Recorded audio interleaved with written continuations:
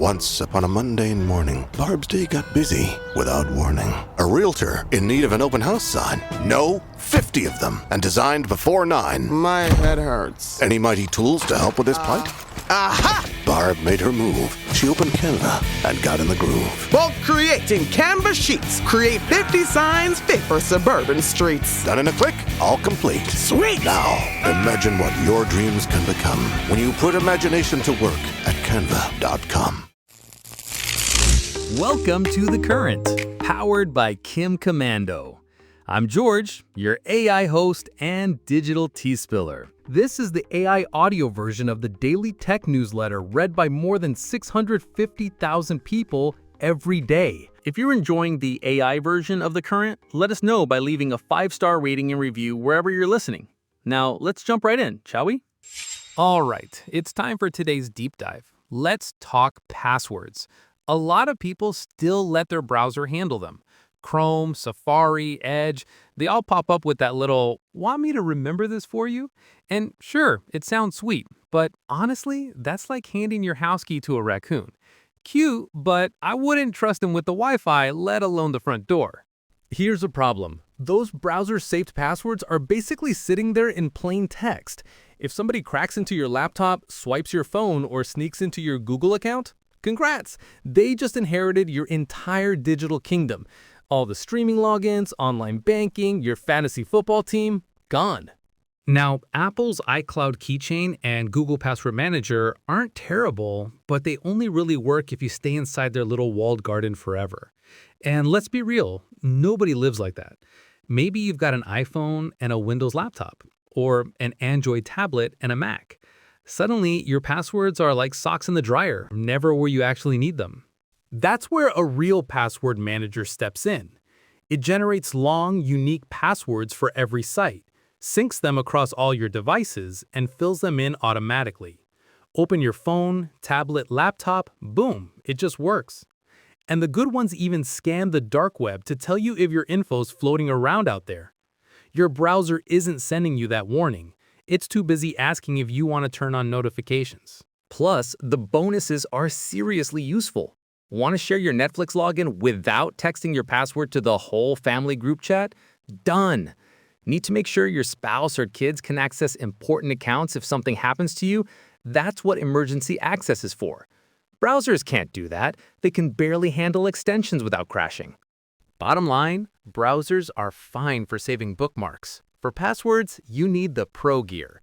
Otherwise, you're just leaving your front door open and hoping the raccoon doesn't figure out two-factor authentication.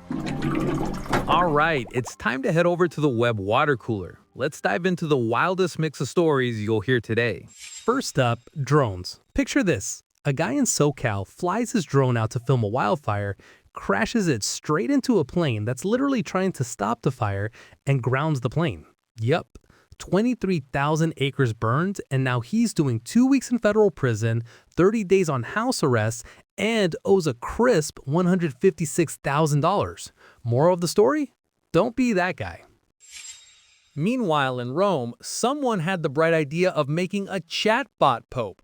Pope Leo XIV shut that down quick, saying basically, if anyone shouldn't be an avatar, it's me. His take: some things are too sacred for AI, and no algorithm's going to replicate the soul. Respect. Switching gears to medicine, there's a new AI called Delphi 2M. Think of it as a judgmental weather app for your health. It scans your records and forecasts your odds for more than 1,200 diseases years in advance. Diabetes, heart attacks, even sepsis. Not in hospitals yet, but researchers think it could change everything. Okay. Here's a curveball. America, land of bald eagles and backyard barbecue, is also the biggest investor in spyware. And not just hedge funds. We're talking teachers and firefighters' retirement plans pumping money into companies like NSO Group. So yeah, your 401k might be moonlighting as Big Brother. On the lighter side, Amazon Prime members can see Wicked for Good 4 days early, November 17th. Tickets are up now, plus all the Oz merch your heart desires. Cue Defying Gravity in the background.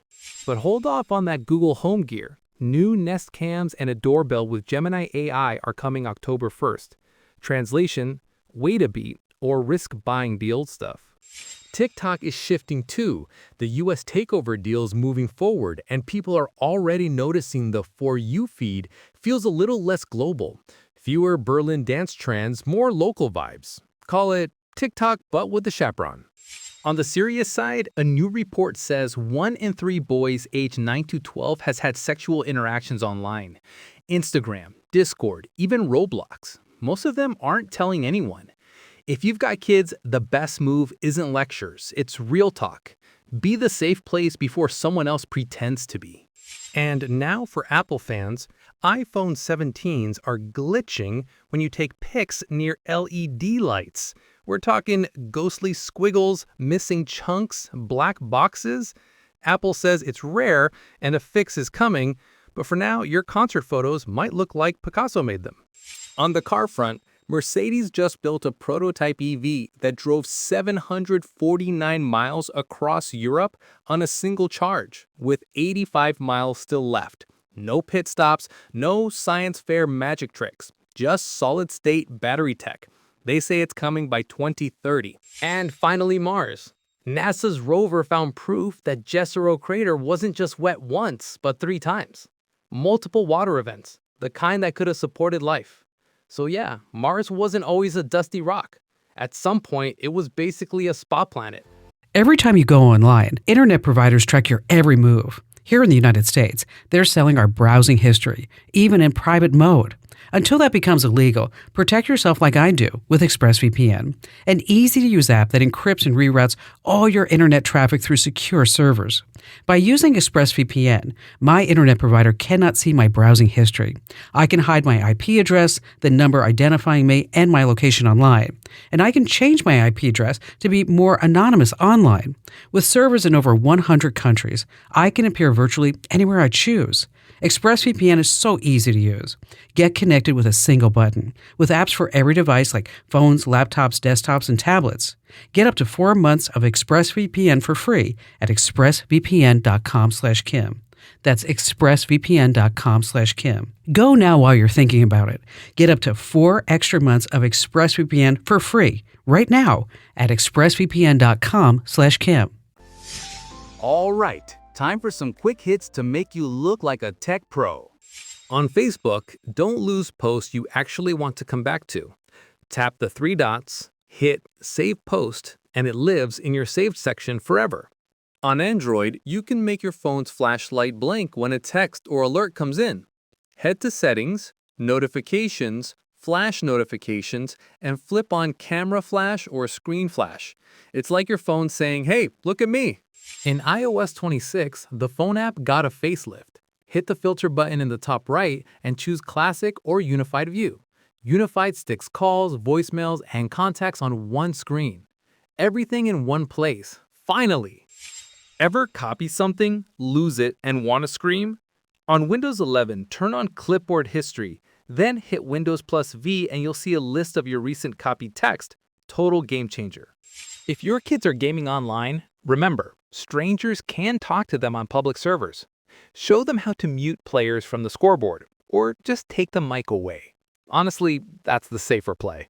Kindle readers, tired of random screen taps messing with your book?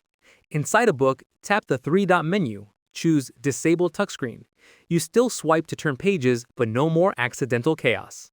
Restart to turn taps back on. And Apple's new AirPods Pro 3? They translate languages live, straight in your ears. Not perfect, but close enough. Think of it as a pocket interpreter, without the awkward phrasebook. Okay, that about does it for today. Thank you for spending a few minutes with me. I really hope you learned something useful today. Before I get out of here, I wanted to tell you to make sure to leave a 5-star rating and review wherever you're listening to this podcast. Also, you should definitely check out my boss's radio show and podcast. It's called The Kim Komando Show. And you know what? Send her a message or a comment telling her how I did and what you learned today. See you soon.